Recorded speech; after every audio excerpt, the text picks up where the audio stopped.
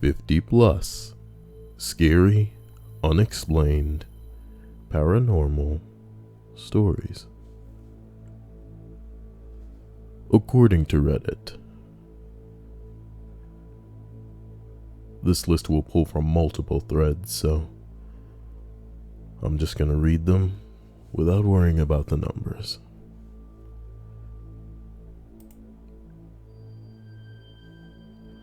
I was walking through the park.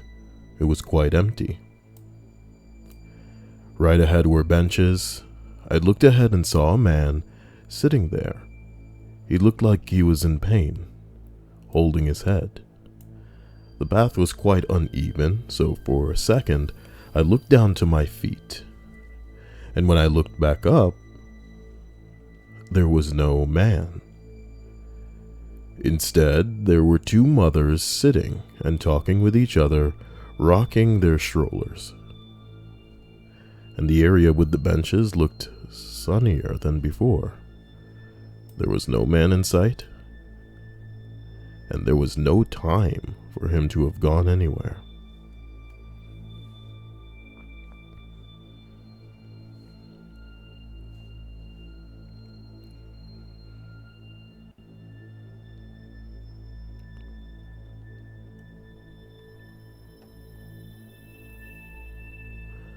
I was staying the night at a friend's house when I was about 13.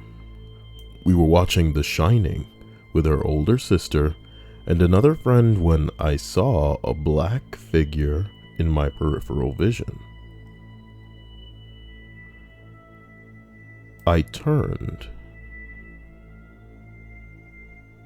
my head all the way to the right and watched this solid black figure in the shape of a man wearing a cowboy hat walk from one side of the house to the other. I didn't say anything to my friend when it happened. I thought maybe my mind was just playing tricks on me because the movie was scary. After the movie, my friend's sister and all the others left the house to stay elsewhere. My friend's parents were out of town, and in the middle of the night, I woke up to someone stomping up the stairs towards the room we were sleeping in. We thought maybe her sister had come home and ran upstairs to bed. We went to check and found no one. We heard the stomping a few more times and then a really loud bang on the wall between our bedroom and the outside of the house, on the second story. My friend looks me straight in the eyes and say, "Did you see the man earlier?" I swear no one else was home, and my friend was just as terrified as I was. We hid under the blankets and didn't come out until we could see sunlight. This isn't my only encounter with unexplained paranormal things. My dad's house when I was a kid was scary to say the least. Haunted, if you believe in that kind of thing. We used to see a man in a military uniform in the long hallway leading toward my brother's room. The security alarms would go off for no reason, like someone was opening and closing a door over and over again. And one time, we had a decorative plate fly off a shelf and hit a mirror clean across the room.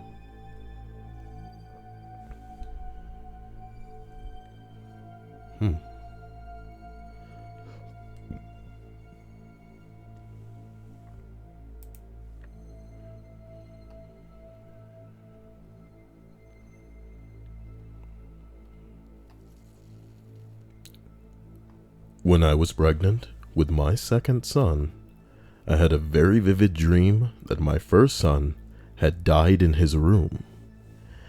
In my dream, I walked into his room and picked him up. I could feel how cold and heavy he was in my arms. I was screaming and screaming, trying to get help, but every time I ran through his bedroom door, I'd end up back in his room. I knew I was dreaming, but I couldn't wake up. I suddenly heard someone very clearly say, "He's fine. Wake up." And I opened my eyes to see an elderly man standing in my bedroom door. He nodded and walked away. I immediately jumped out of my bed, still sobbing, and ran through my house turning on lights looking for this man. At first I thought it was my uncle who lived upstairs, but my door was still locked. I realized that I did recognize the man. He was always in my dreams as a child. Never spoke, just stood there, always in the background. And I never thought anything about it until that moment. I checked on my son and brought him back to my bed to sleep. A few days later, I was helping my mom go through some old photos she had been given from her family. She was raised by her aunt, and her family had been super secretive and possessive of photos. We were looking at a picture of a large family sitting around a long table. I recognized my mother's biological mom, great aunt, my great nana, and then there he was. The man from my dreams, and who woke me up. Sitting there next to my great nana, same look, same flannel shirt, pens in his pockets, balding head. I pointed him out to my mom. It was her grandfather who passed away when she was a young girl. She was his favorite and wasn't afraid to show it. I explained that what had been happening all my life, that he was always in the background of my dreams and never said a word until I had my night terror. There was no way I ever saw a photo of him, and I had never met him in my life. I have so many paranormal stories, I should really write about them.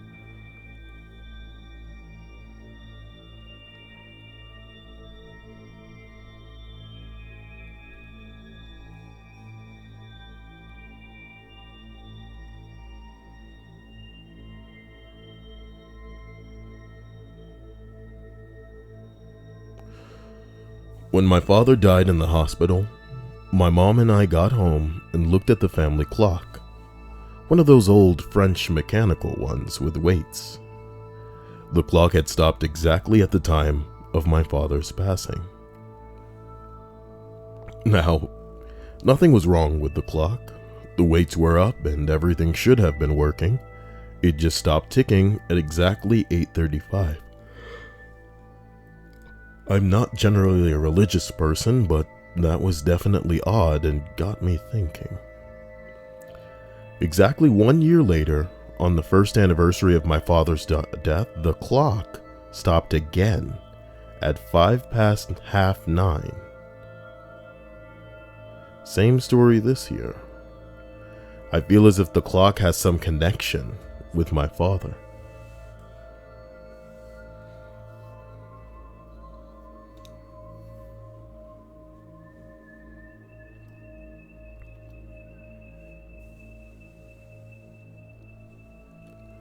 When I was 10, my great-grandfather passed away. My great-grandmother wasn't used to being in the house alone, so my dad and I put an extra light fixture in the hallways for her. After we finished, I took an extension cord back down to the basement and I tossed it onto the table and began walking up the stairs. As I was climbing the steps, I glanced to my right. Beneath the wall, I saw a pair of legs dressed in slacks, walking by the table I just left. I bolted, ran past my grandma and my dad on my way out of the house. It was only the three of us there.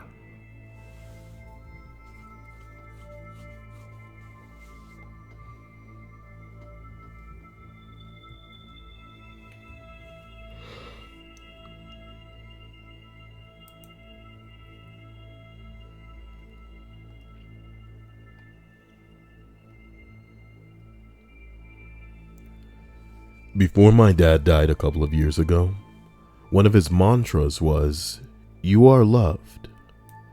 He'd say it to us all the time. At his funeral, I ended my eulogy having the audience say, "You are loved," in his honor.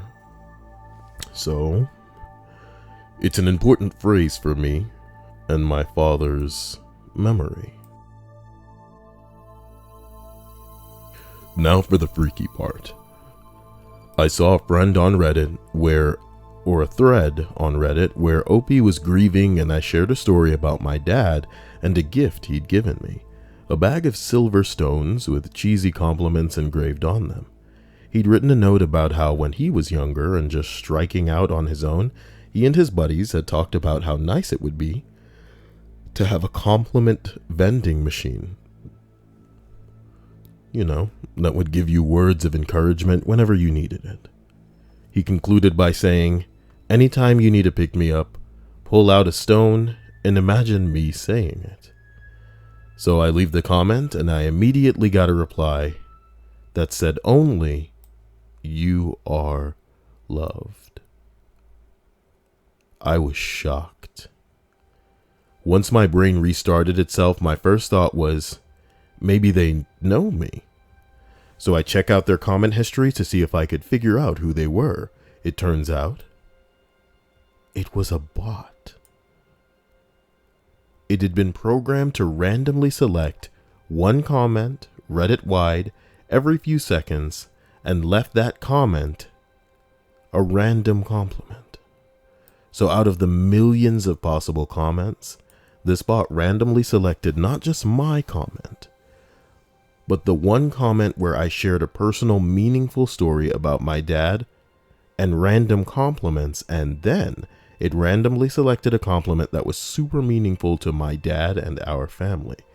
It honestly felt like my dad's spirit commandeered a Reddit bot to tell me, hey. It still gives me chills. The sheer astronomical odds of that happening the way that it did astounds me.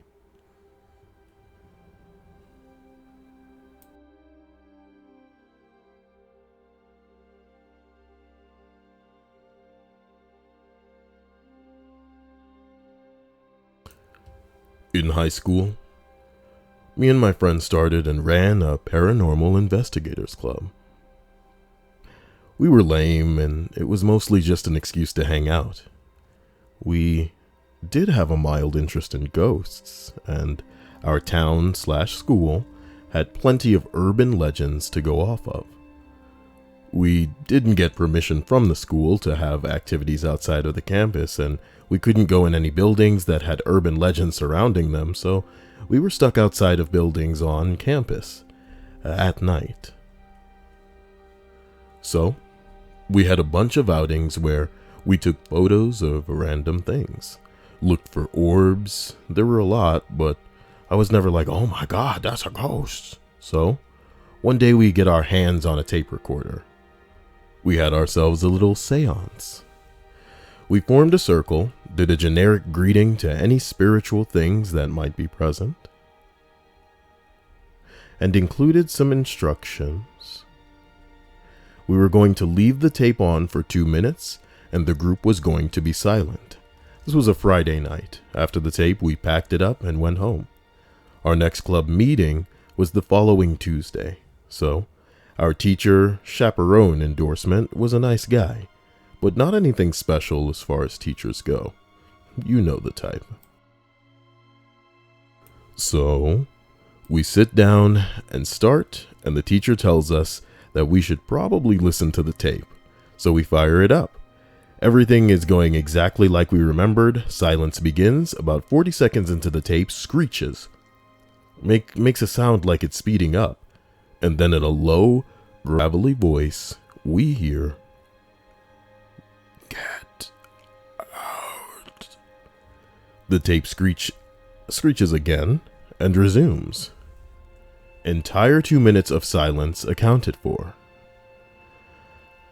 I don't know what to make of the event. All I know is I don't believe the tape was doctored. A, I don't think the teacher had the skills to do so, and B, it was a physical tape, not a digital one, and the recorder was probably older than I was. It might not have been a big deal to just go over the tape over the silence, but I don't think that accounts for the strange sounds that the tape made.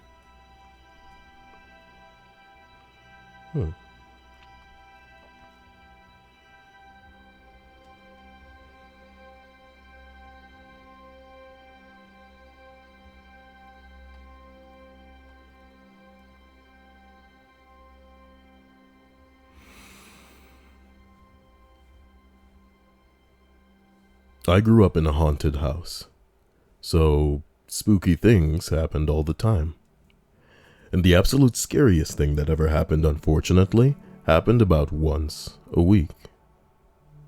If you were sitting on our living room, you could see straight down our hallway to my bedroom door. It was pretty dark at the end of the hall, but you could usually make out my doorway and the door on either sides and pictures and things hanging on the wall. When the dark came, however, it was like someone dropped a black curtain over the end of the hall. You could still see about halfway down the hall, but beyond that, you might as well be looking into a black hole. When the dark came, it was always accompanied by this intense, uncomfortable feeling of being watched. Our family's 3 dogs would stare down the hallway and growl, and occasionally, one of them would get brave enough to walk a little way down the hall, but they always came back slowly, like they were afraid to turn their back on the dark.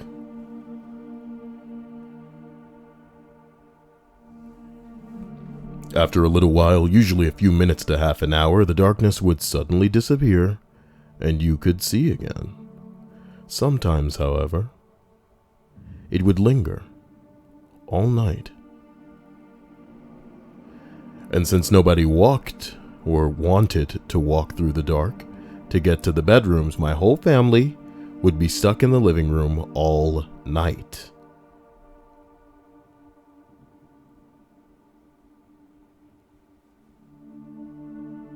Edit. To add some details and clarify a few points. People seem interested. The first few times it happened, we did turn on the hall light to try and see what was down there, but as soon as we turned it off, the dark came back. The dark came pretty frequently, once a week or so.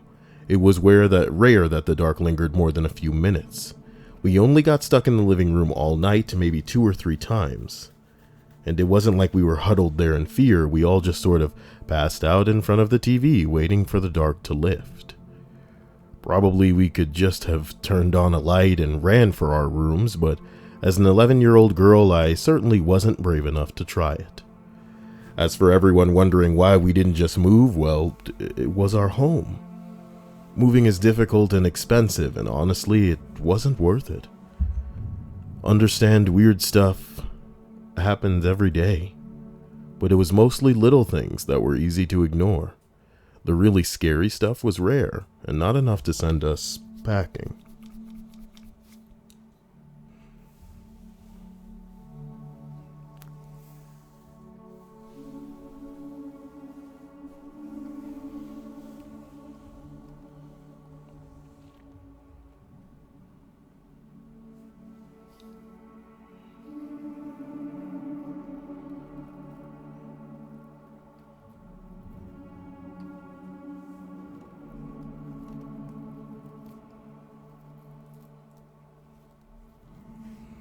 My dad used to work at a local library.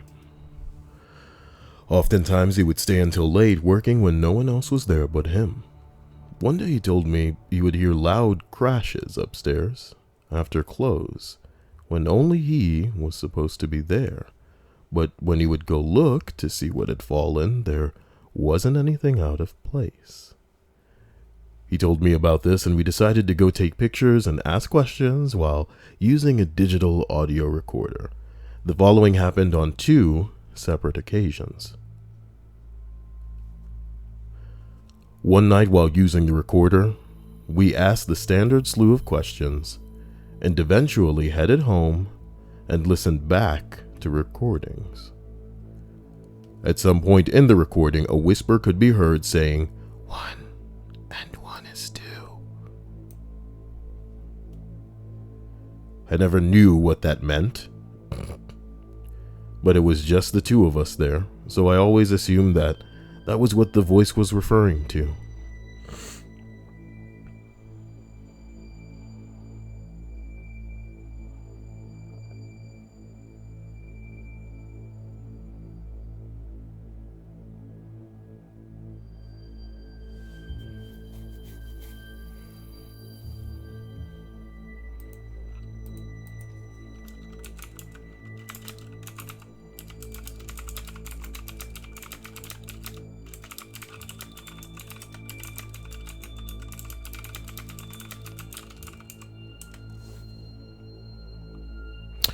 On the other night, we were sitting on the main floor in some chairs using the recorder and asking questions.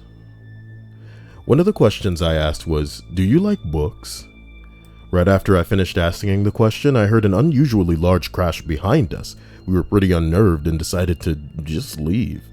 This was a Saturday night. The library was closed on Sunday, so we went back to the library in the morning to see what had made the noise. A couple of rows of books behind where we had been sitting, there was a book on the floor, laying open and face down. I picked the book up, and the first word on the page it was open to was our last name. The book also had the word murder in the title. We were sufficiently freaked out. My dad and I always have been interested in the paranormal. He has some good stories as well. The library he worked at used to be a train station, and I had always assumed that the strange things that happened may have been related to that.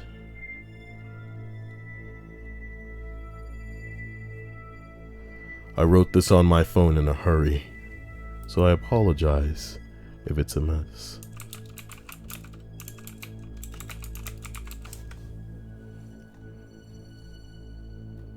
Number 18. Ugh, you're not supposed to read the numbers.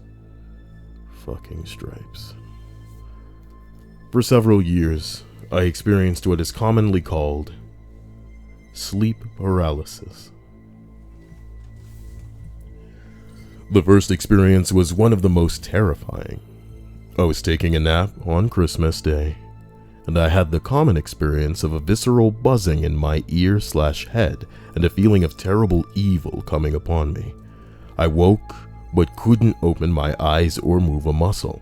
I then felt someone grab onto my feet and start crawling up my body. I felt completely overcome with evil. Finally, I pushed it all back and opened my eyes and found myself alone.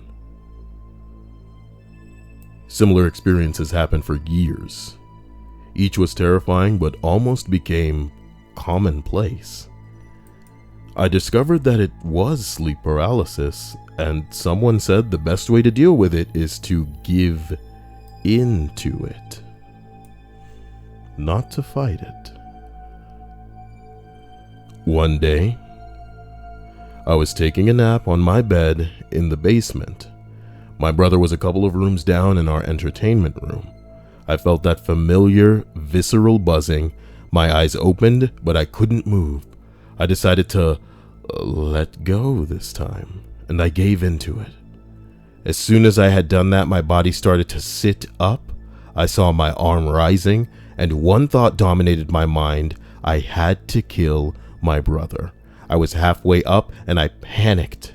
It set in, and I pushed as hard as I could and eventually woke up panting and terrified. I never gave into it again. It's lessened over the past years, but every year or so, it will come back.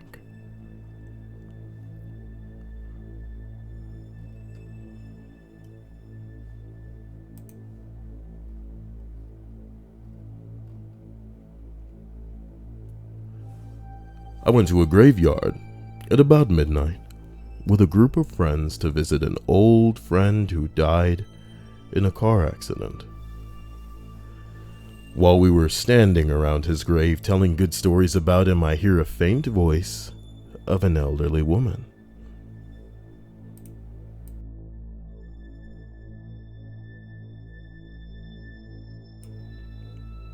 One of my friends says out loud, "Oh shit, what the fuck?" I stand up and look towards the source, and I saw a very old woman, literally dressed in a white, tattered nightgown, about 100 feet away. She started talking to us. "Sir, get over here now. I need help." We stood still. No one said a thing. The part that weirded me out was that she used the singular word, "sir," when clearly there were 5 of us. She started walking closer and started speaking again, but even louder. Boys, I need your help now. Note the plurality. Then she literally started running towards us, screaming nonsense. We were all scared out of our minds, so we ran back to the car with this old woman close behind. We reached the car, which was a 2-door, and everyone got in before me, including the driver, so the driver's seat was blocking my entrance to the back seat. I yelled as I approached the car, and he got out and let me in, doors slammed, and we flew down the small graveyard roads to the opposite side, where the exit was. This is where shit got weird. We get to the other side of the graveyard in like 10 seconds. We're speeding towards the exit and approach a curved road that was well lit, and the old lady ran on to the road. No way. She ran over there that fast. I see her trying to chase us down, and finally she lets out the most terrifying scream I've ever heard. Sounded like she was being murdered. Slowly and painfully, we fled the scene just seconds after and never returned. 4 other friends of mine can testify as witnesses to that night, by far the most terrifying experience in my life.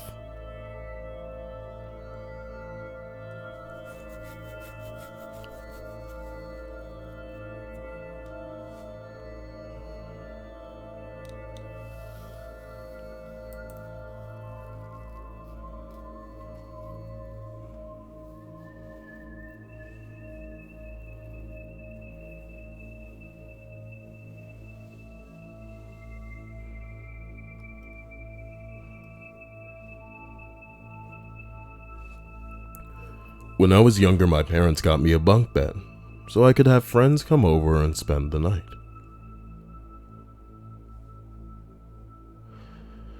You know, try to be cool, the cool kid in elementary, who invited all his friends over.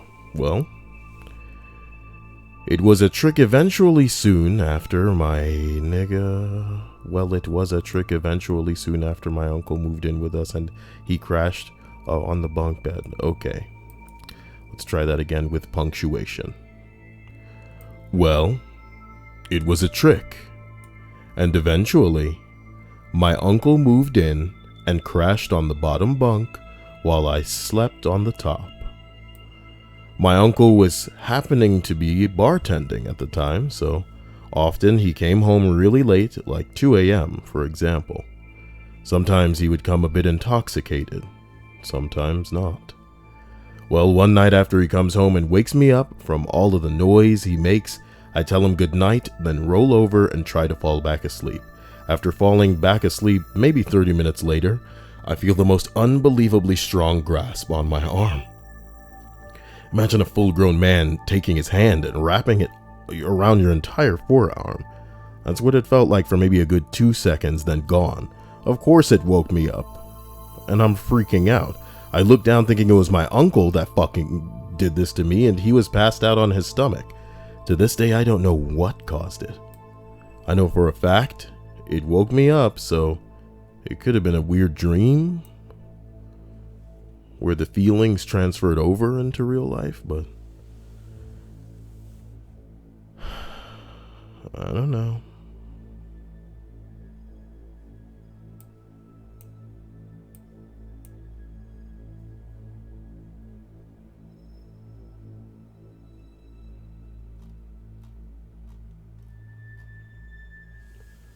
About 3 years ago, I was stargazing with a friend on top of a hill in my hometown at about 2 a.m. on a really hot night.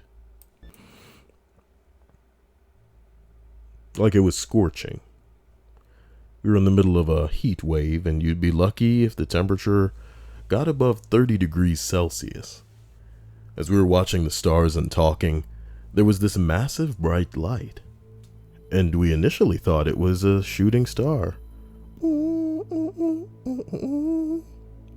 But we soon realized that it must have been in our atmosphere because it kept getting closer and closer. Eventually, it was literally right on top of us. It was silent and didn't disturb the environment whatsoever. Then it just flashes and disappears. Believe it or not, that isn't the strange part. The strange part is that after the flash of light, we woke up on the ground almost exactly 5 meters away from where we were laying, and it was 7 in the morning.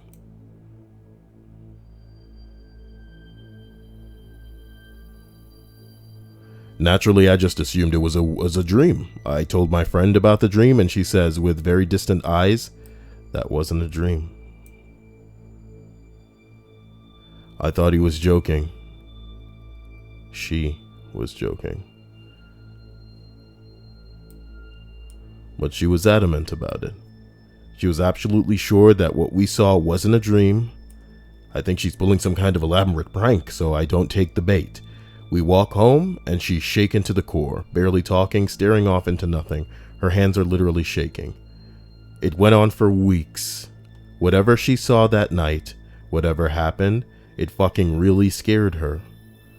One day, a few weeks later, I bring it up, and she aggressively yells at me and tells me never, ever to talk to her about that night ever again. She was an otherwise very chill person who rarely ever raised her voice at anything.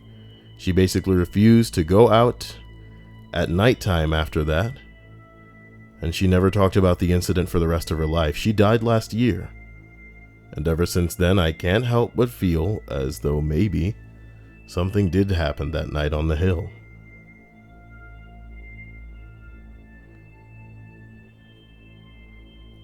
P.S. This is a repost. Now that's the scary part.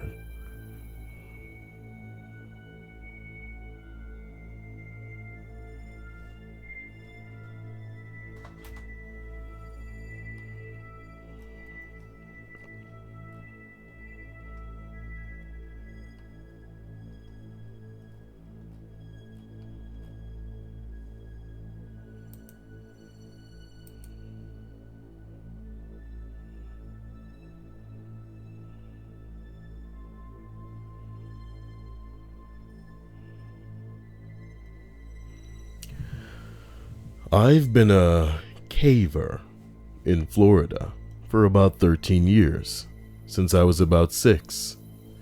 I've been to a lot of caves, never been afraid before this to go in one.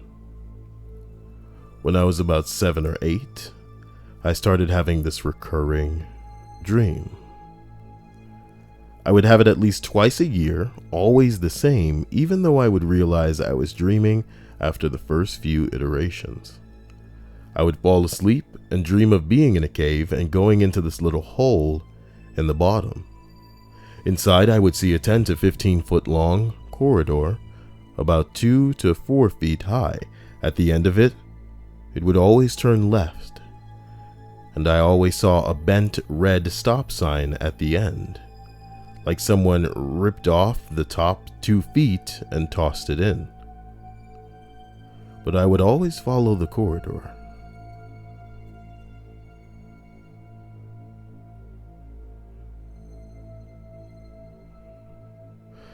I would turn and walk past the sign despite being scared, despite many times knowing what was there, and the corridor would start descending, quickly opening into a large vertical chamber with the path leading down into a corkscrew. Everything became blurry at this point, but it was always the same. I saw trash scattered on the walls. I saw the pit leading down to a curved floor. I saw things, undefined animals or people or something else at the bottom. I saw my family, each with one of the things being tortured and killed. Every time, and I could never do anything. After I saw that, I would be stuck for a few seconds until I felt more than saw everything turn and look at me. I would wake up. Not like a normal dream where you just drift to consciousness or a nightmare where you bolt up in fear, but like something pushed me out, like I wasn't supposed to be there. So I have this dream multiple times a year until I turn 15. My father decided to take us to some caves we'd never been to before, one of which was a dog drop. It was likely named so because someone either threw their pet in there or a coyote fell in and the body was later discovered. Dog drop had roughly 30-foot rappel straight down to enter. I went down with my brother while my father waited up at the top. There was a hole in the ground.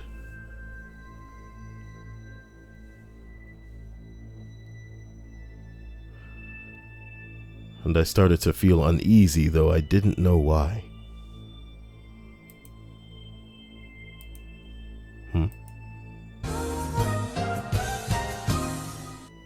What's a true scary paranormal mystery is where I get my money from. Or maybe the fact that I'm not even in the stream. I'm working. It's horrible. Someone snap me and let me know it's going through. Less than THRE you all. Moist.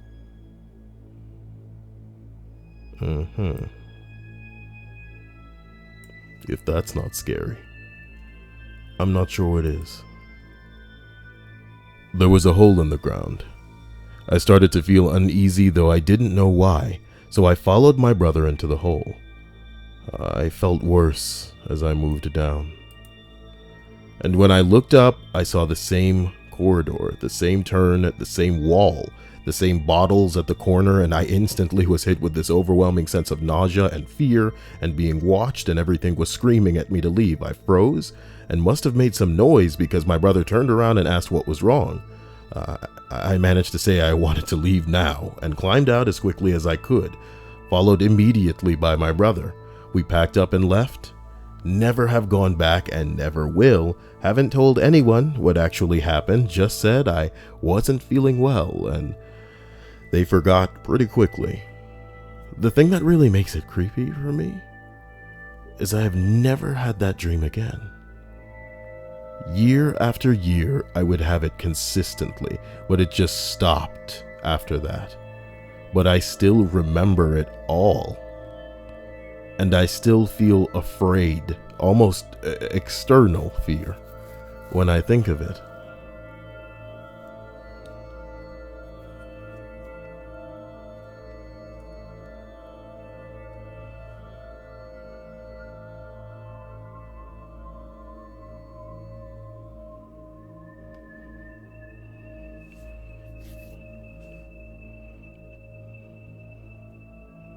Now I want someone to go there.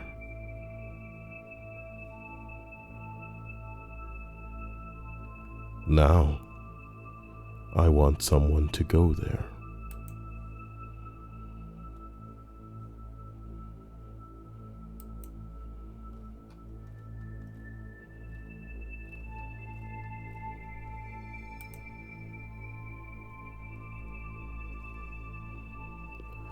I was either 13 or 14, home alone one evening before my parents got home from work. In my room watching TV, I hear the blinds from our patio door in the kitchen slightly move. I freak out and go to take a look and notice them just stopping as I arrive. I'm weirded out, but in my head I explain it as a current that passed in the house since our heating is on. As I'm headed back to the room, I hear a sharp thump sound, as if something has fallen. I'm freaking out as I now think there is someone in the house, but I know there is no way they could have been in the kitchen and my room without me noticing. I peek inside and see my baseball player statue that has a flat base laying sideways on my dresser. Somehow, it got knocked over.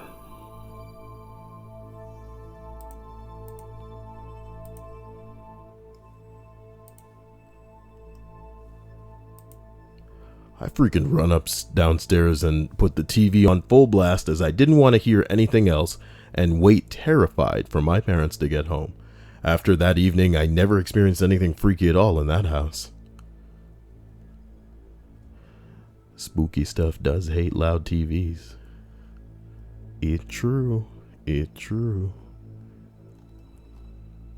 Number 11. I had a dream when I was 3 years old about being chased through an old house by a man with a chainsaw. The aged green walls and wooden floors are still ingrained in my memory. My only escape was hopping from the second floor down to the first floor, where I was teleported back in bed with my parents. The particularly spooky part didn't come until years later. My family went on vacation for spring break to some town along the coast. We stayed in a home that was part of an older settlement in the Washington state area, and upon entering the house, I was freaking out. It was the exact home I had dreamed of years ago, right down to the walls and the staircase. I felt exceedingly uncomfortable for our entire stay. I read in a book a long while later that unbeknownst to my parents, the neighborhood we were staying in is notably haunted due to some murders that took place there in the 1800s.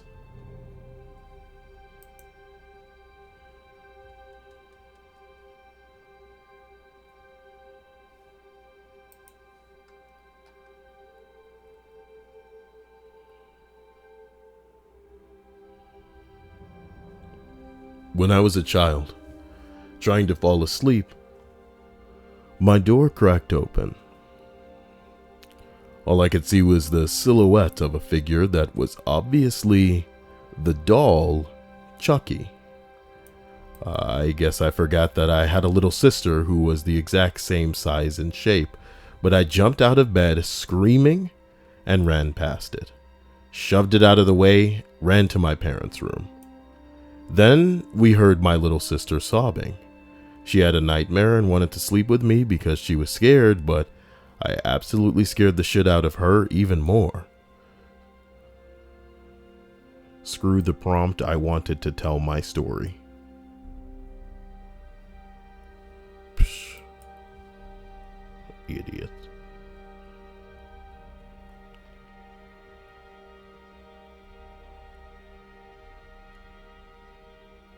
My mother was an extremely active and healthy woman. One night I had a dream that we were in the hospital with all these doctors and she was diagnosed with cancer in the throat. I remember the sound was muffled in my dream, but they kept pointing to my mother's throat. The dream was too vivid, and when I woke up, I immediately messaged my mother to go to the doctor. She brushed me off and thought it was funny.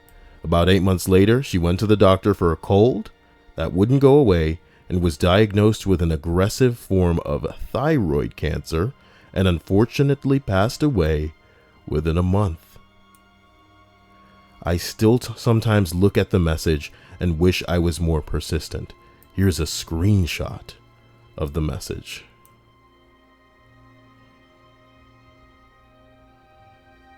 Mom, have you checked yourself for cancer lately? I just had a weird dream where you had throat cancer. It freaked me out. Are you working tonight? No.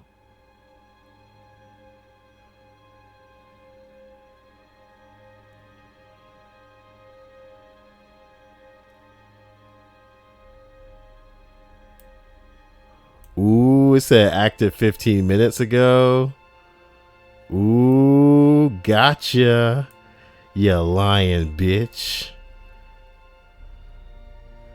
Somebody said, for those of you commenting about the active 15 minutes ago, I took the screenshot when she was still alive and still using Facebook to send it to my sister. Here's a current screenshot of the conversation.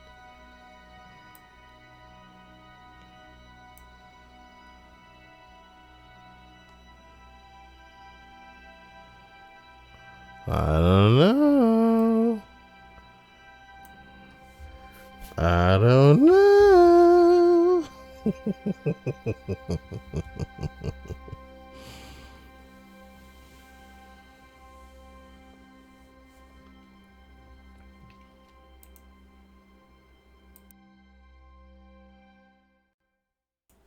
A few years ago, the day before my birthday, I had a really weird dream.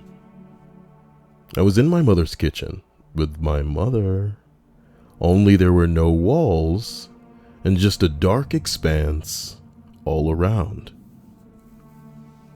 I walked up to her and asked, "So how did he die?" She replied, "He woke up dead." I wake up at this point, around 4:30 a.m., according to my phone, and wrote this down in my dream journal beside my bed, which I was keeping at the time in an attempt to spur lucid dreaming. A few hours later, maybe after 8, my brother calls me crying to say that our uncle was dead. Apparently, my aunt woke up around 6 a.m. to wake him up for work as usual, only to find him blue-faced and cold in the bed next to her, choked on his vomit, and this was a completely unexpected death. He had no medical conditions that would have worried my aunt, his sisters, or his mother, never mind the rest of the family. Even the autopsy came back inconclusive. They couldn't find any reason, medical, neurological, chemical, as to why he suddenly puked in his sleep and didn't wake up from it. Though my aunt did say that the coroners estimated he'd have been dead in 1 to 2 hours by the time she got up, right around the time I woke up from the woke up dead dream.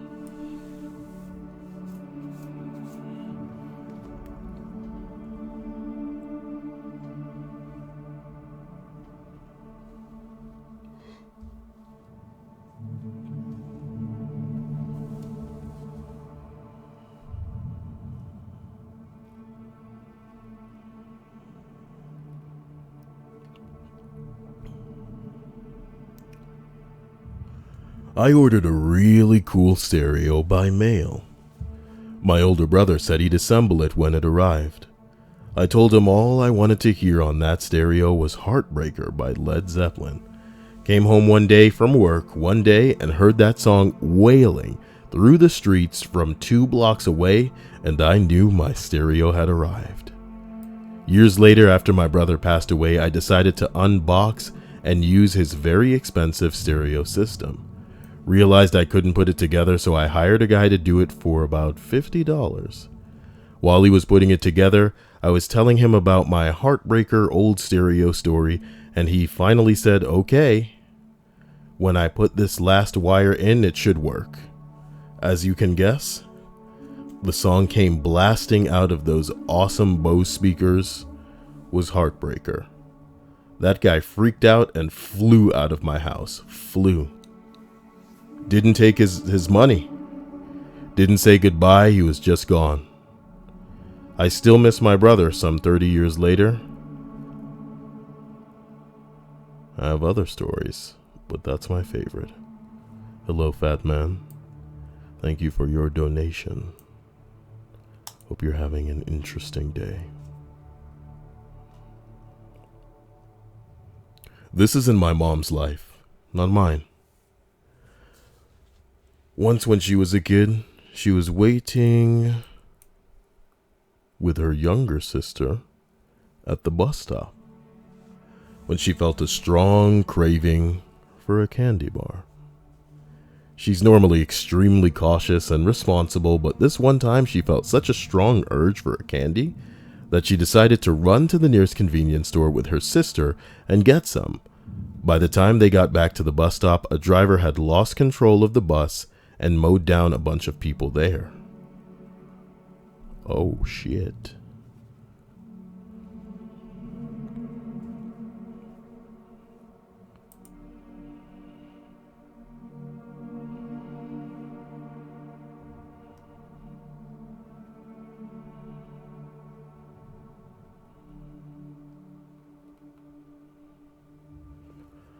Back when I just started working in a new town, my best friend was studying at university one town over. We met once a week in the cinema in her town to do a sneak preview. One night after the film was over, we said our goodbyes and I hurried to my car to drive home. When I rolled off the parking lot, I was hit by the thought, well, wouldn't it be nice to take the country road home instead of the highway? I shook my head, wondering where that thought came from, because taking that way would at least double the time I need to go home, and I had to get to work early the next morning, so I headed towards the highway anyway. I'd never been scared of driving before or after that night, but I was almost shaking with fright when I rolled onto the highway. The road was quite empty, but eventually I closed up to a truck. On any normal day, I'd just overtake it, but I couldn't bring myself to do so. Somehow that truck meant safety to me. Thoughts crossed my mind about the last thought of people getting hit by going the wrong way. Drivers are. Again, no idea where these thoughts came from. Right before I reached my exit, a wrong-way driver passed us by. As of today, I have not found a logical reason for my fear that night. I didn't listen to the radio, I had a CD playing.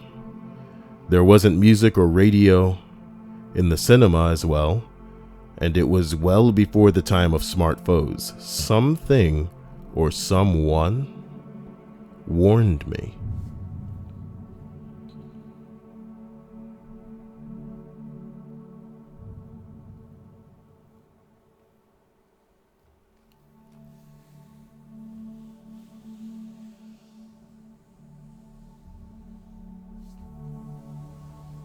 My friend's boyfriend committed suicide a few years ago. He played baseball all throughout his youth and high school. His initials were BR, and he always wore number 9 on his jerseys. Well, her cable box kept resetting itself one day very shortly after his death. The error code was BR09.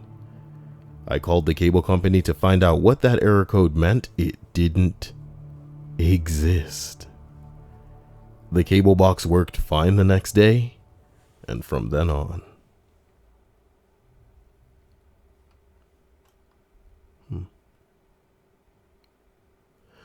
Once, when I was younger, I was at my grandma's house, probably back in like 1993. I was drawing at the kitchen table when a marble rolled along the floor.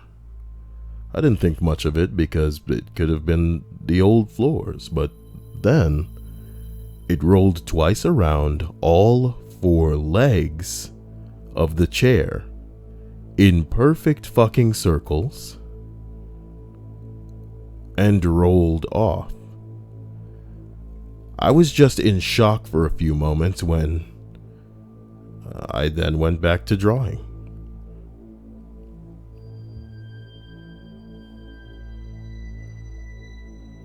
Okay. My grandmother had been diagnosed with Alzheimer's when I was a teenager. After my grandfather died, she just kept getting sicker. My parents decided to move her in with us so we could keep a closer eye on her.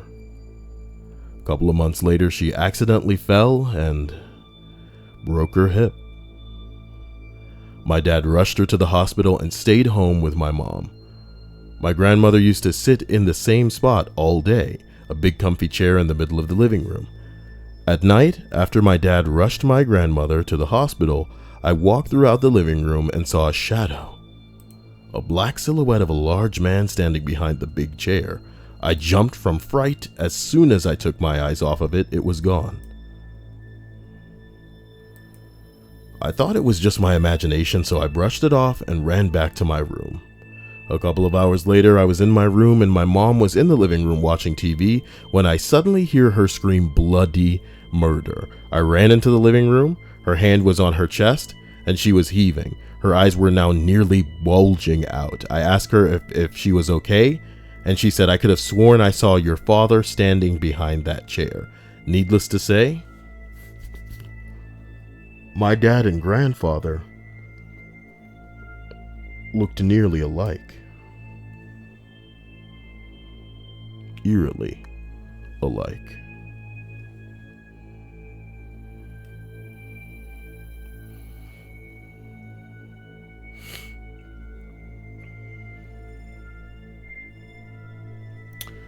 Got lost with a girlfriend at night in Waco, Texas. The roads were deserted. No people, no cars. Then I saw one lone person standing on the corner as I made a turn. I heard a friendly male voice in the vehicle, as if sitting in the back seat, say to me, "You're going the wrong way." I noticed I was indeed going the wrong way, on a one-way street, so I did a U-turn. The road took me directly to the main highway. I asked my girlfriend a bit later if she heard the voice too, and she burst into tears because she had been so freaked out by it, she thought she was going insane or something.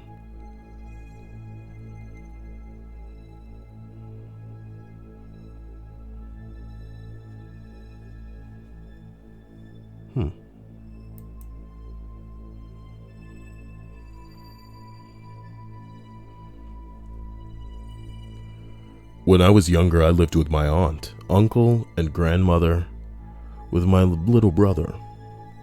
One night my aunt and uncle were gone and my grandmother was in her room next to my room. My brother was asleep on the bottom bunk of our bed and I woke up out of the blue.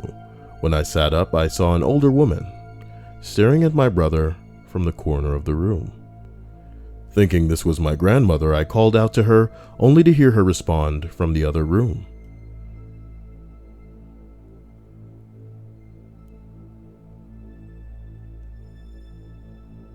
As I called out to her, though, this woman looked up from the locked stare she had on my brother, and I could feel her stare at me. It was absolutely terrifying. I banged on the wall, and my grandmother yelled back that she was coming. She was rather immobile at the time, so it took her a few minutes to get to me. But during this time, I remember the figure in the corner bringing her hand up to tell me to be quiet with a finger over her lip.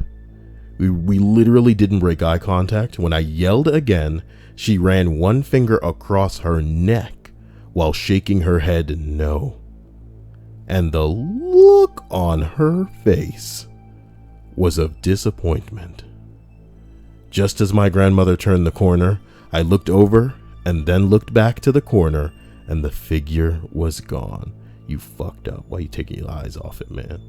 I was only 10 years old at the time, but I have dreams every now and then. I'm 22 about that night. I've been a believer in ghosts ever since.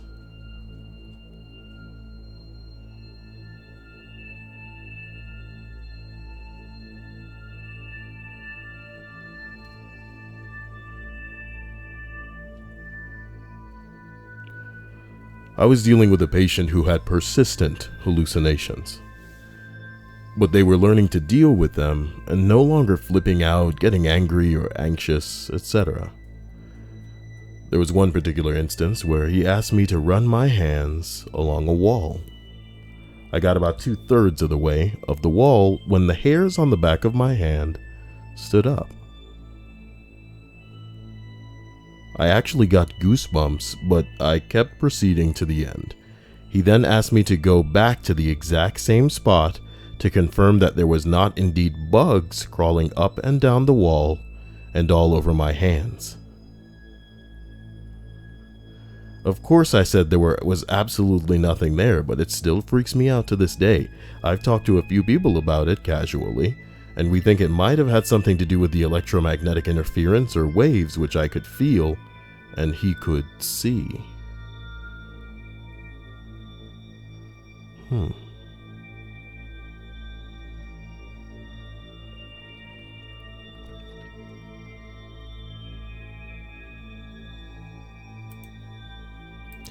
A friend and I were driving up a mountain road to a camping site to join a bunch of our other friends at night. We were sure we were on the right road, and we knew how long the drive should be, but the drive just seemed to be taking forever. So long that we started to question if we'd somehow gotten turned around. We both started feeling uneasy, though at first neither of us voiced this to the other. We kept passing owls in the street, along the side of the road, and I mean dozens and dozens of owls.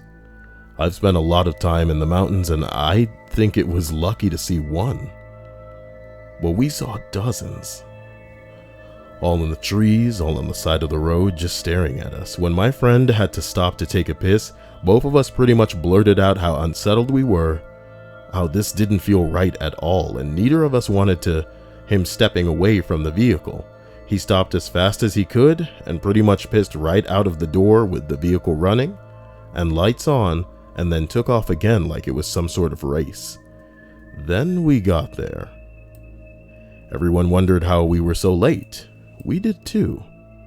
We told my father about it later, and he commented on how, supposedly, alien abductees often remember seeing owls.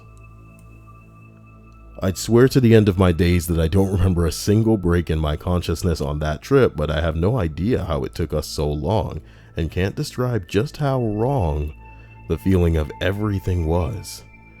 I've had bears walk by 20 feet in front of me, elk wake me up brushing past my tent in the middle of the night, but felt nothing like that before or since.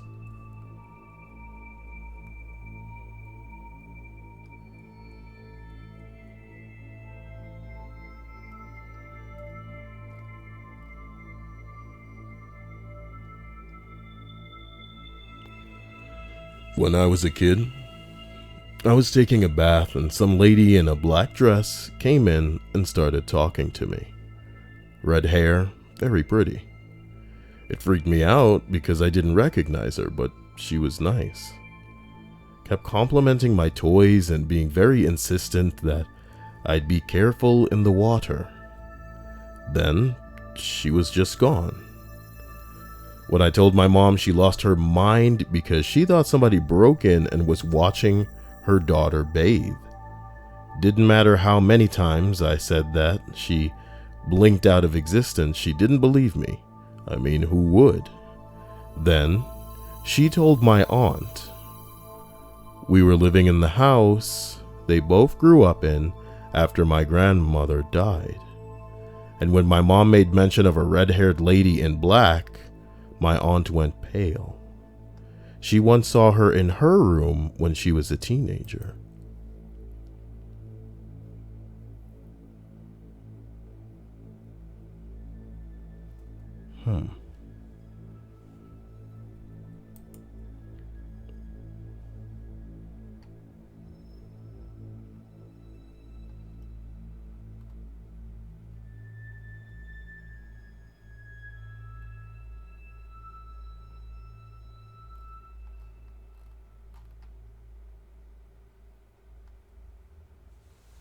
I used to live in Arizona, near a mountain sacred to the Native American tribes in the area.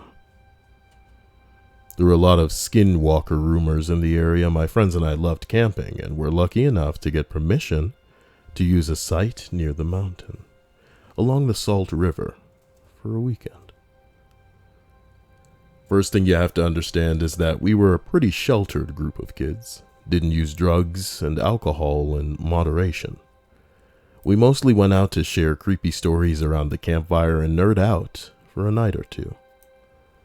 We all spent a lot of time in the desert and were all familiar with the land and wildlife, even the rarer species. We were sitting around our fire, listening to the river and the animals around us. Crickets, cicadas, birds. The moon was almost full, and the desert was beautiful. Suddenly, everything goes quiet. Just the sound of the river remains, and even that seems spooky. The air grew still and seemed to get cold. We hear rustling in the undergrowth across from our fire, and out steps a javelina. Javelinas are in the pig family, usually a brownish color, biggest ones about the size of a medium-sized dog. They're actually kinda cute. But this one wasn't. It was huge and looked jet black with glowing red eyes. It paced around a bit, seemed like it was moving around the fire so it could look each one of us in the eye. I've never seen anything look at me like that. I worked with psych patients. Its gaze was cold and searching, like it could see through me. After what felt like forever, it finally backed up through the undergrowth, and the night got warmer. And the normal sound started again, and we spent the rest of the night very close to the fires and got the fuck out of there as soon as the sun rose. I really wanted to believe that was just a male javelina scoping out territory, but every instinct I have says it wasn't.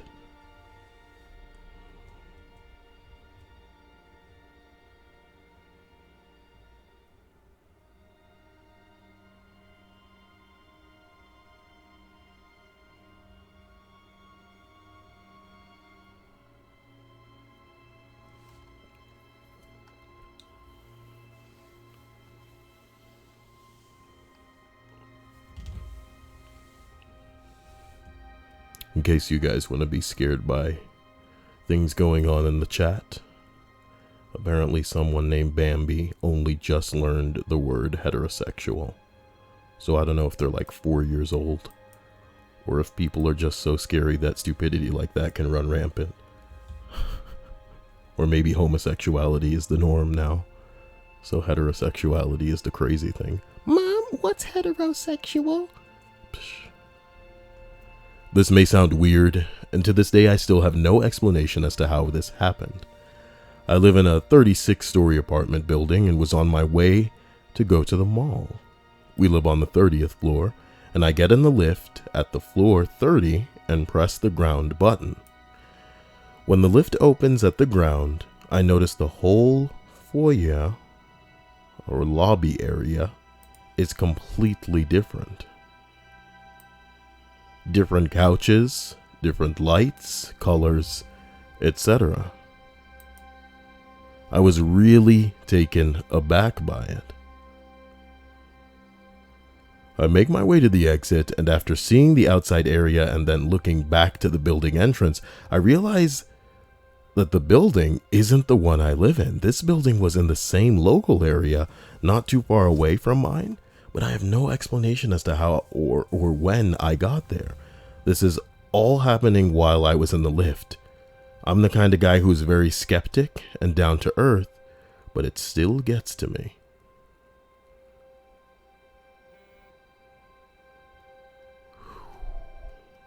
Kind of spooky.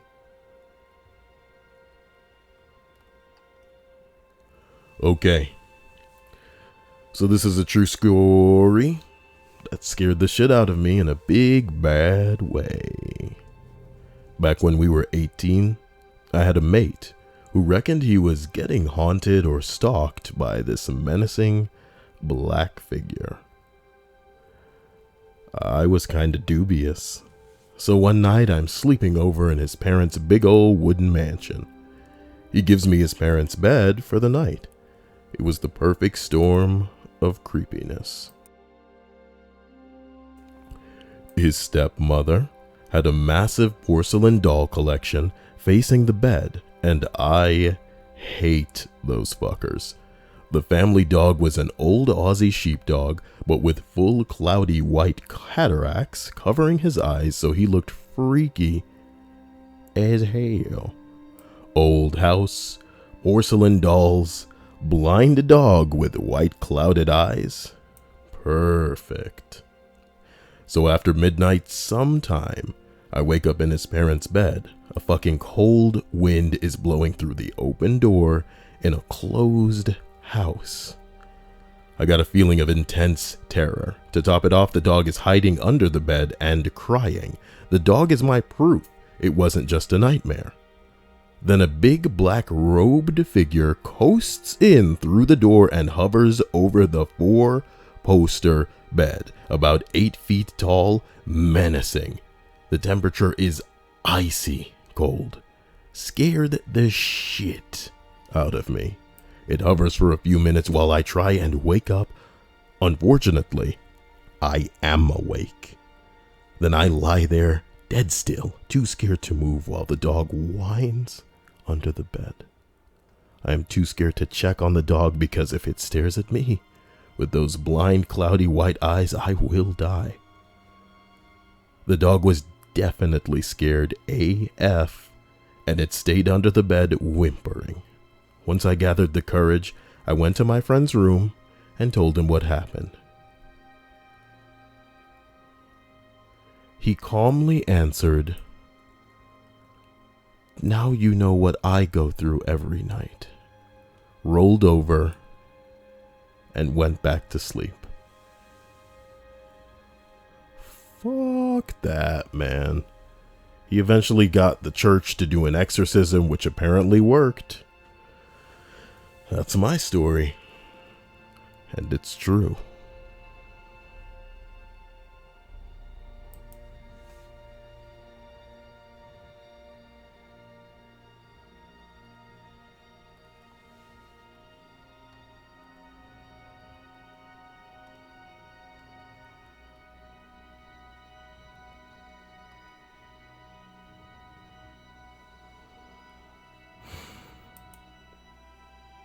When I was 13 to 14, I still lived in Hawaii on a military base along the side of a volcanic crater.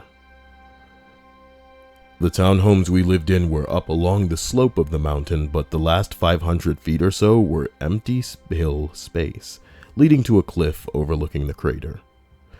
Well, my friends and I, being the young teenagers we were, loved hiking the side of the crater and walking along the edge. It was mostly flat leading up to the edge, and there was a fence alongside most of it, so it isn't as unsafe as it sounds.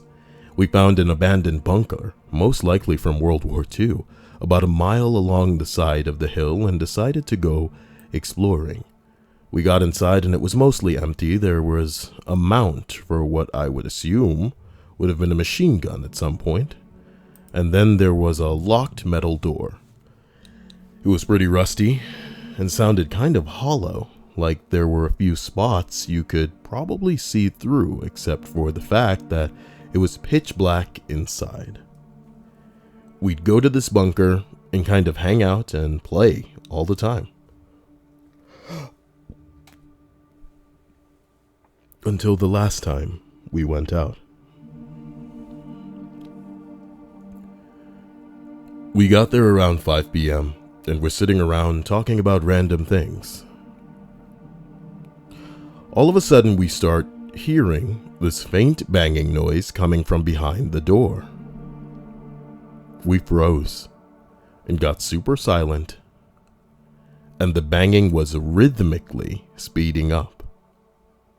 Like at first it would be a slight bang every 15 seconds or so, then about 20 faint bangs, and then they would be 10 seconds apart, etc. It got to the point where they were about 5 seconds apart, and then they stopped altogether. We looked at the door and noticed some of the rust powder fall off the door. We got up to nope the fuck out of there and started climbing the ladder out. And the person that left last, there were 3 of us and I was second, swears they heard a loud bang against the door as he finished climbing out of it. We ran down the hill, and some MPs spotted us and told us we weren't allowed to be up there. And about 2 weeks later, they had built a fence and sectioned off the entire area. Still no fucking clue what was down there, if anything.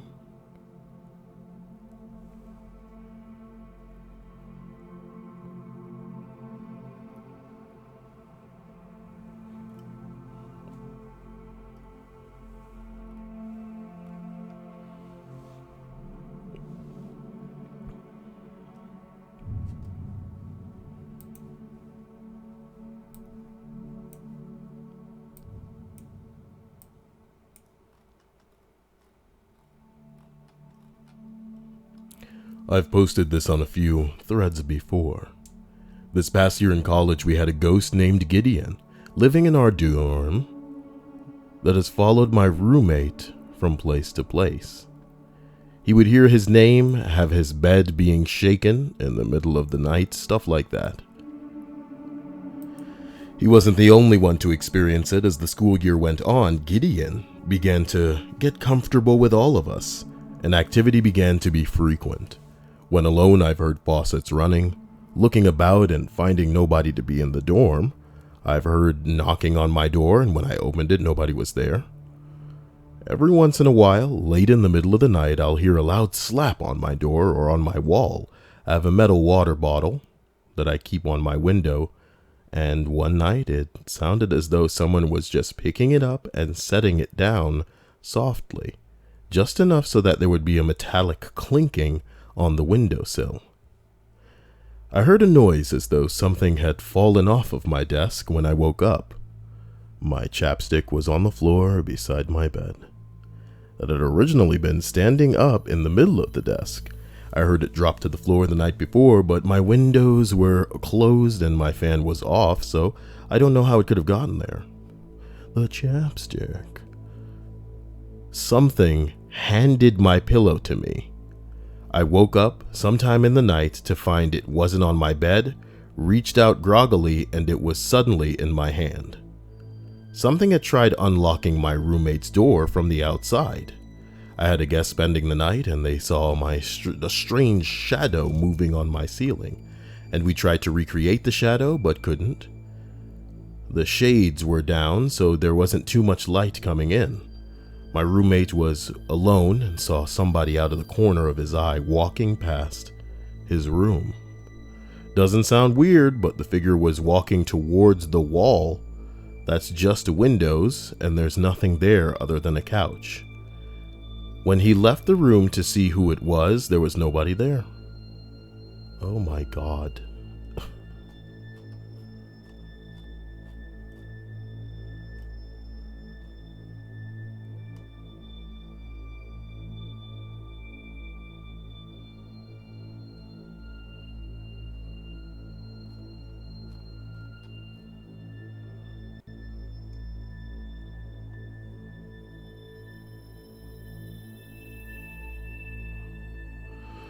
When I was little, my parents divorced, and I went to live with my dad as he was moving to a new town.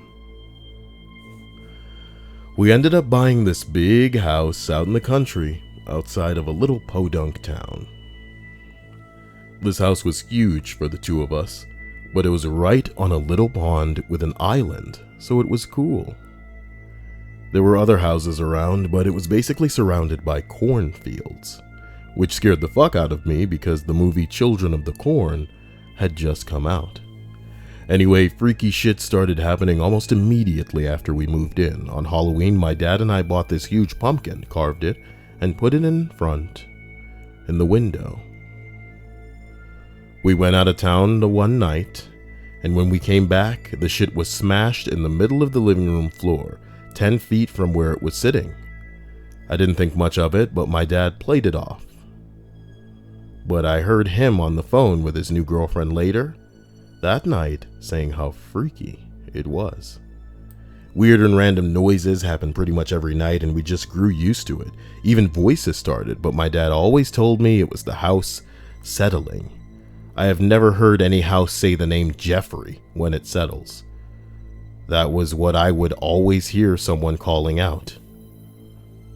But then there were two messed up instances that happened that scared us into selling the place. Even years later, my dad still talks about how it freaked him out. First, there was one night that we had a really bad storm. I was 10 or so, and my dad was done letting me crawl into bed with him anymore. I had to brave that shit out on my own. Anyway, at about 3 in the morning, as this storm has been raging on for a couple of hours, we hear this loud boom from the first floor. And then we hear glass shattering. My dad yells at me to stay upstairs, and he goes down to investigate. He came back 20 minutes later and tells me to go to sleep. Turns out our bay window had been blown out during the storm. The freaky thing was, all the glass was outside the house. Not one shard in the room. He got it fixed the next day and never mentioned it again. Second, we had a pull-down attic that was in the hallway between my bedroom and the bathroom. One night I woke up to go to the bathroom, and as I was walking down the hall, I ran into the fucking hanging attic door. My dad was sound asleep in his room, so it freaked me out. However, as I was walking back to my room after my piss, I ran into the fucking attic door again. I heard some rustling going on up there and figured Dad was up there, so I walked past the attic towards his room, and he was in there snoring. I freaked out, told my dad, he got up, turned on his bedroom light, all angry at me. We both looked into the hall, and even though the hallway light was off, we could tell the attic was now closed. My dad was pissed, told me to go to bed, and turned off the light. To this day, I still turn on every goddamn light upstairs of my current house when I have to pee, much to the dismay of my wife. We moved soon after, and I have never gone back to that place.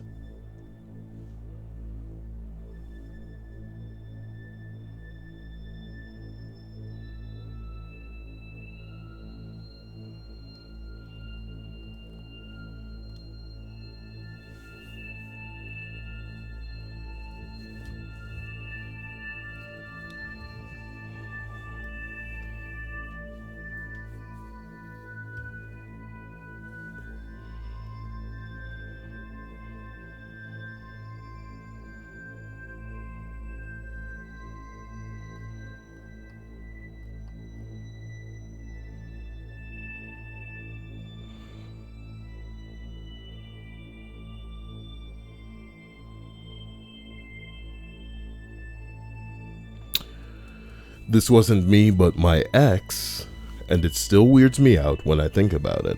It's not particularly long or weird, but here's what happened. One day we went for a bike ride, or he went for a bike ride, rode around town, came home, the end. But here's the weird thing. Seemingly to him, he arrived home the same day, 2 hours later, like a normal bike ride. However, his family freaked out when he walked inside. He had been missing for 2 days. No one could find him. They even started to get the police involved. He literally thought he was just gone for a bike ride and came home, the end. He still has no idea what happened. I think alien abduction. And so does he. But no one will ever know.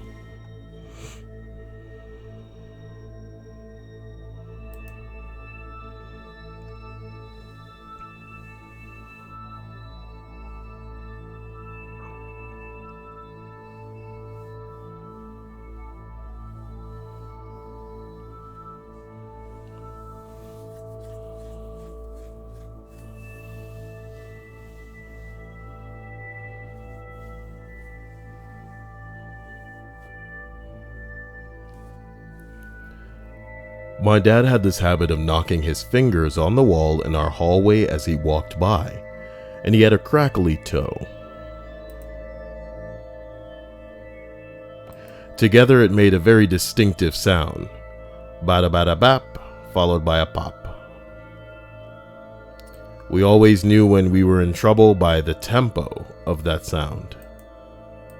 My older brother had a kid a few years after Dad died, and one night, while I'm babysitting and the kid's upstairs in her crib, over the monitor, I can tell she's not napping anymore, but she seems to be occupying herself.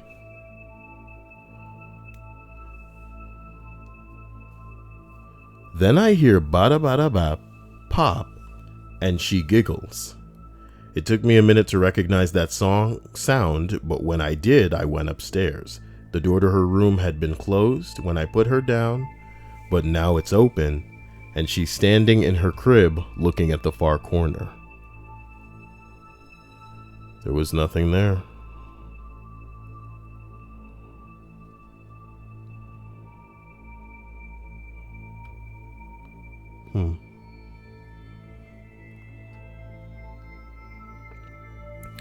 When I was younger, I lived with my grandma. Her house was, to say the least, fucking spooky. We would hear noises at all hours of the night, and not just the house creaking kind of noises, more like people talking in hushed voices in odd rooms in the house.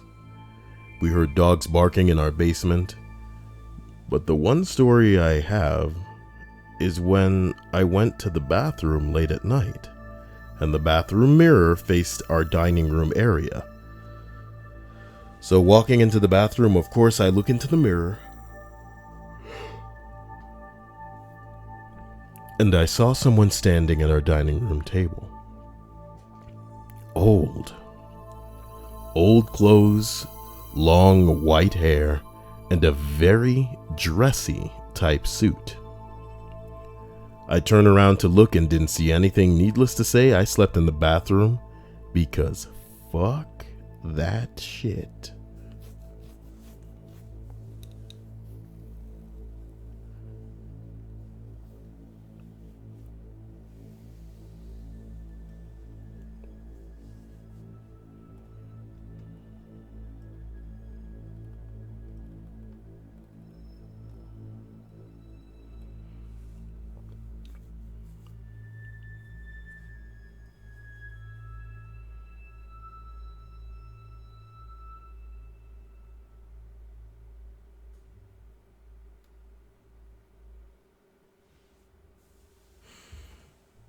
When my sister was in utero, she was originally part of a set of twins, but swallowed up her twin as the pregnancy went on.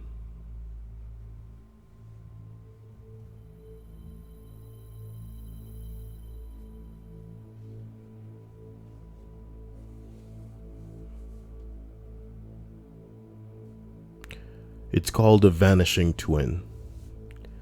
This will become later to the story. Relevant later to the story. My sister, let's call her M for the purpose of simplifying the story, has always had trouble with sleepwalking. My mom has had her examined by several specialists. It's that bad. They've only ever eased the problem temporarily, however, and she sleepwalks on average about 10 times a month. The time the story took place, I was home from college for the weekend. I often stay up late at nights and decide to relax a little and watch some series before going to bed. It was about 1 a.m. I'd say. I was laying on the side, watching my show with my headphones on, and I could see the hallway in my peripheral vision. When I next looked up, I suddenly noticed my sister standing in the doorway. Her eyes were half closed. She looked like she was sleepwalking. I took my headphones off and saw her slowly walking towards me. When she got close, I felt my stomach clench and got the most intense feeling of dread I've ever experienced. She didn't look like my sister. Every facial feature was slightly off, the way an identical twin doesn't completely resemble the other twin. What gave it away weren't her facial features, though. It was her expression. She had the smile on her face, is what I guess you'd call it, since the corners of her mouth were turned upward. It didn't look like any smile I'd ever seen, though.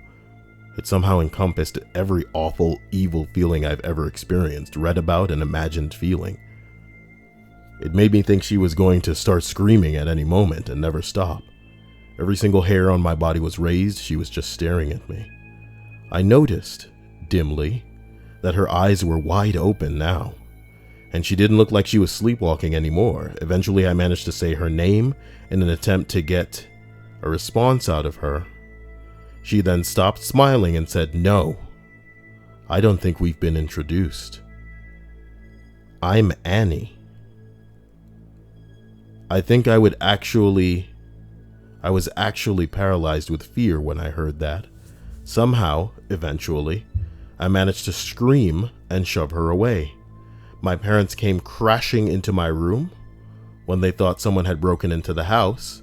When they turned on the light, I knew it was M standing next to me again. Her face looked completely normal again. She was awake at this point. She blinked a bit and said she couldn't remember coming to my room, The reason I was freaked out, a few years ago my mom told me the fact that M absorbed her twin in utero, but she also told me that she kind of morbidly considered what she would have liked to call her second daughter. She told me she would have called her Annie. You know, as I've typed all of this whole experience out, it's become a bit more organized in my head. I love exploring events from all point of views, you know?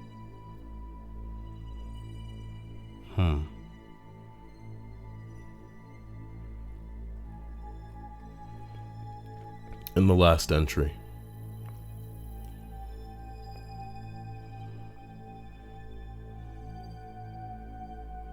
The story has to do with my identical twin brother. 2 in a row. He was living with my dad in the DC area, and I was living on the other side of the country. About 1 a.m. I had the most vivid dream where I was freezing cold and looking up at the stars. And something was very wrong. I somehow knew it was my brother.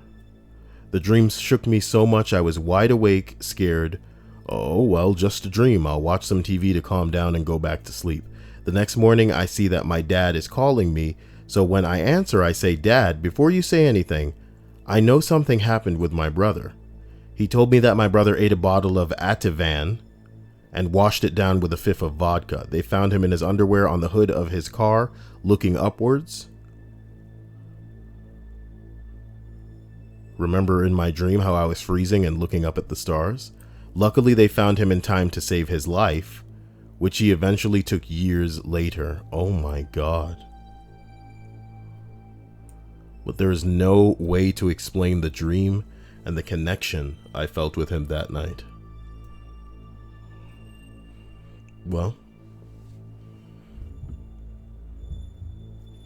hopefully you enjoyed the past hour and a half. I was very deliberate in sticking just to those stories. As usual, I'd like to thank my patrons for being insane and their overwhelming and consistent contribution to this channel. And I'd also like to thank my unstoppable sponsors via YouTube for their overwhelming support. I'll be here as often as possible, in every way I can be. And if you ever need me, you know where to find me. Someone on Reddit asks, if North Korea actually bombed Japan, Europe, or the US, what would happen in the next few days?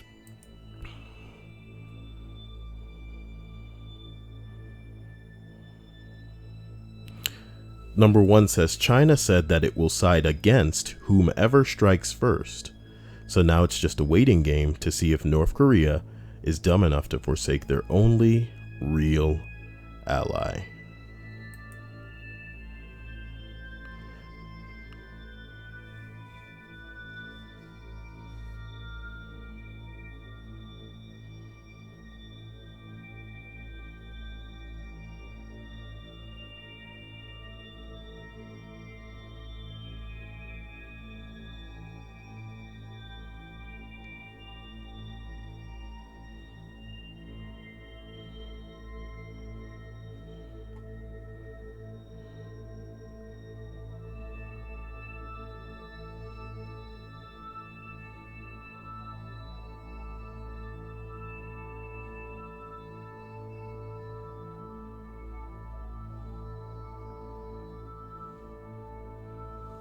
Holy shit. Nothing scarier than the idea of war, especially in this day and age.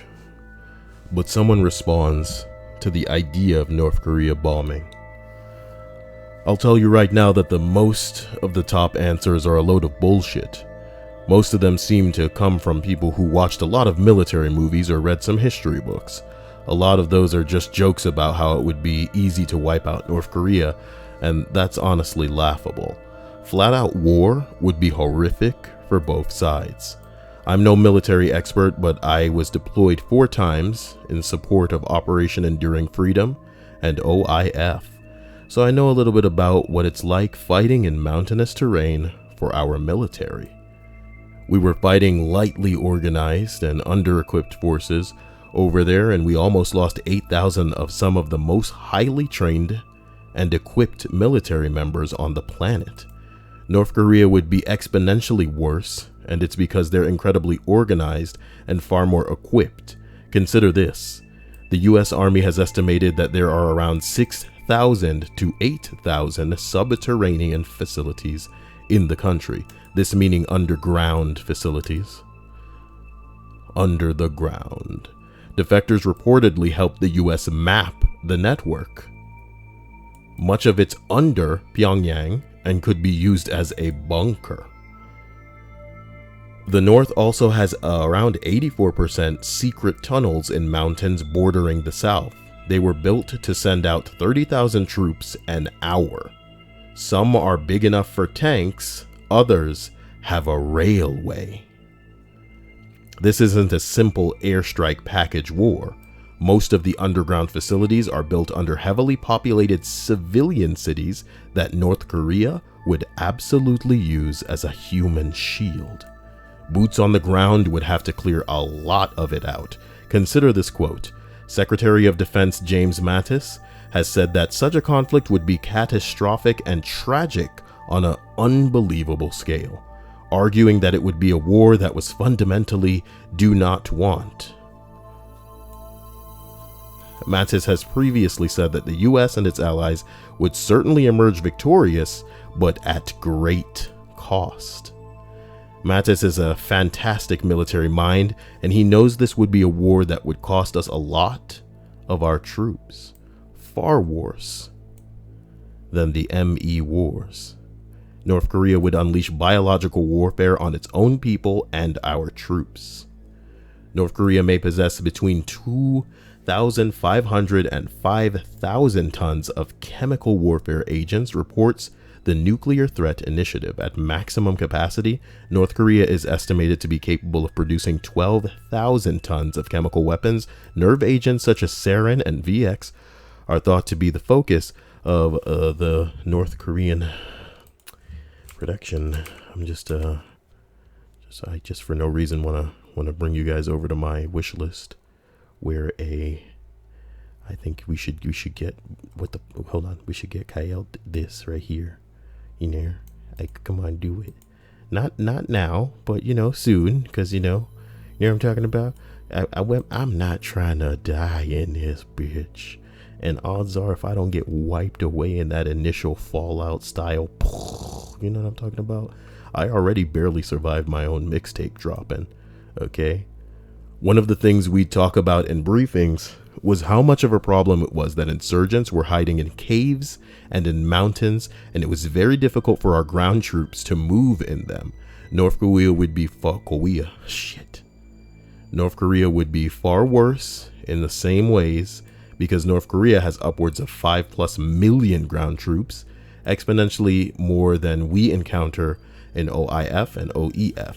I'm telling you right now, this is not a war any sane person wants to happen.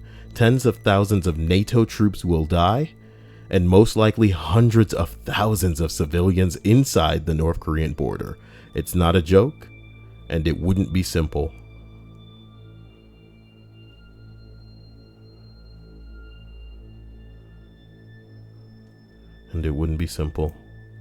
Oh, look, Megan's here. I wonder what time it is for Megan in Japan. That's what Megan's always fallen in here to let everybody know about. I know all about sarin gas. I'm not as young as you guys think I am. Or I guess I should say I'm not as uneducated as you guys think I am. Bing bong. Bing bong. But I hope you guys enjoyed tonight's stream. Hope you guys are doing well. Hope shit gets crazy for you. And I hope that you get the equivalent of some nice, Alyssa,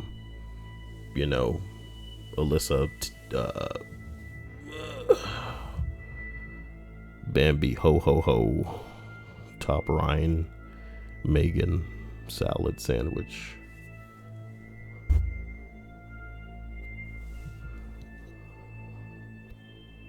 everybody's had the new Call of Duty for like 3 weeks.